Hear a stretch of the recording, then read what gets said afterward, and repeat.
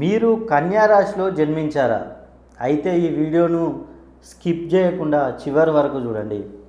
ఎందుకంటే కన్యా రాశి వారికి మొన్న జూన్ 2వ తేదీన మిథున రాశి నుండి గురుడు కర్కాటక రాశిలోకి స్థానచలనం చేశాడు.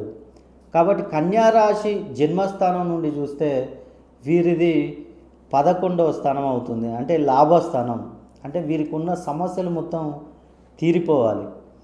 అదేవిధంగా వీరికి సమస్యలు కన్యా రాశిలో జన్మించి మాకు గురువుగారు ఈ సమస్యలు తీరట్లేదు, ఇంకెక్కువ అవుతున్నాయని అనుకునేవారు ఒక్కసారి తప్పకుండా జూన్ 27వ తేదీన శని త్రయోదశి వస్తుందండి. ఆ రోజు నేను శని హోమం జరిపించబోతున్నాను.